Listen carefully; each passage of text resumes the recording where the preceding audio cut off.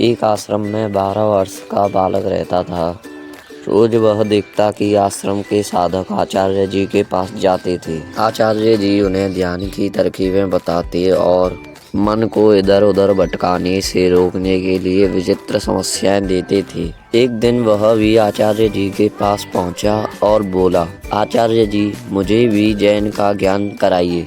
आचार्य जी ने उसे पहले तो समझाने की बहुत कोशिश की। वह अभी बालक है, उसे सूत्र आदि पढ़ना चाहिए। जैन को सीखने के लिए अभी उसकी उम्र नहीं है।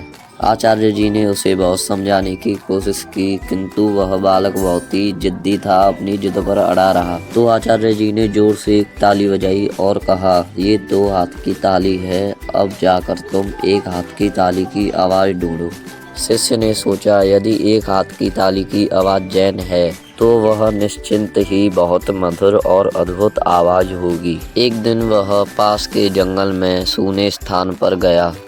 वहाँ पर मंद मंद पवन पत्तों में सरसरा रही थी। अचानक उसे लगा कि पत्तों में धीमी हवा की सरसराहट में जो दिव्य शांति है वह 1 हाथ की ताली की आवाज़ है।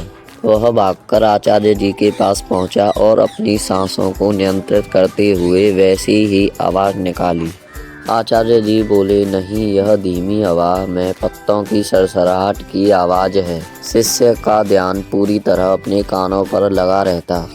वह धीमी से धीमी आवाज़ को भी गहराई से पकड़ता और उस पर मनन करता रहता। वह कई बार आचार्य जी के पास गया, लेकिन हर बार उसकी लाई हुई आवाज़ को गुरुजी ने अस्वीकार कर दिया और कहते, नहीं, ये तो कहीं दूर बहते नन्हे पहाड़ी झरने की आवाज़ है। नहीं, यह आवाज़ तो जल में तैरती हुई मछली की है। यह आवाज़ भी 1 हाथ की ताली नहीं, बल्कि किसी उड़ती हुई तितली के पंखों की आवाज़ है।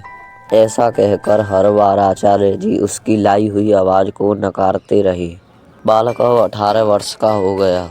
एक दिन वह आचार्य जी के पास जाकर बैठ गया। उसने अपनी आंखें बंद कर लीं और एकदम गहरे मौन में डूब गया। आचार्य धीमे से मुस्काए और बोले, कुछ नहीं। उनके बोलने से 1 हाथ की ताली जो भंग हो जाती। दोस्तों, अगर आपको वीडियो अच्छी लगी हो तो वीडियो को लाइक एंड सब्सक्राइब जरूर से कर देना।